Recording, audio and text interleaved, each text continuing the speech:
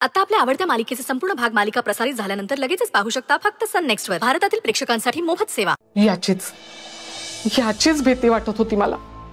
आता आमच्यामुळे ना तुम्हाला काळजी लागून राहणार. आई अगं, तुमची काळजी आम्हाला नसेल तर कोणाला असेल? असं का बोलतेस? अगं बाळांनो, पण मग नका ना काळजी करू. हे बघा, आम्ही उद्याच इथून निघून जाऊ. आम्ही गावी जातो, नाही तर दुसरी काहीतरी सोय बघतो.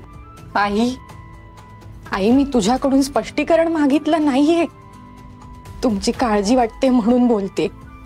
आणि किती बरं झालं, योगायोगाने का होईना तुम्ही इथे आलात.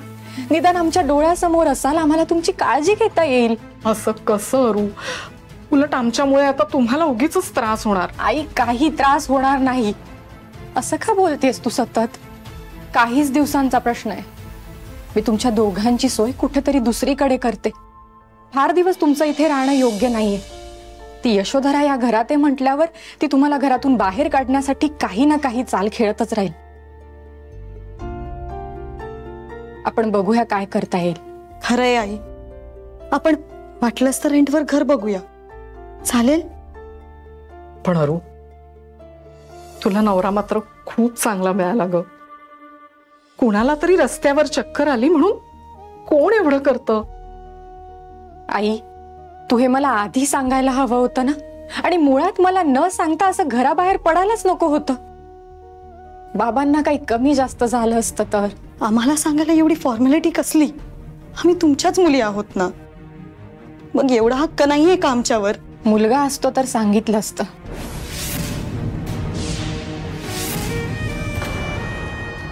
अरू, असो, भूक लागली असेल तुम्हाला. बाबांच्या औषधांची वेळ झाली. मी तुमच्या जेवणाचं बघते. आणि प्लीज आता फार विचार करत बसू नका. आराम करा. चल श्रव.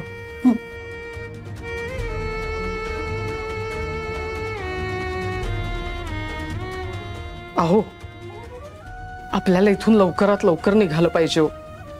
अरूच्या सासरीतही यशोधराबाईंच्या घरी राहणं हे त्यांच्यासाठी खरंच चांगलं नाहीये.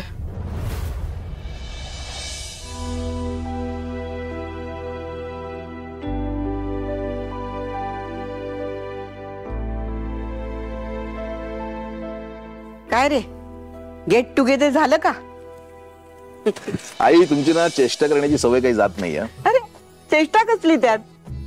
बऱ्याच दिवसांनी तुम्ही बाप लेक एकत्र बसून छान गप्पा मारत कॉफी प्यालात. याला गेट टुगेदरच म्हणायचं, नाहीतर काय? हे मात्र खरं आहे. श्रेयस बरोबर गप्पा मारून खूप फ्रेश वाटलं मला.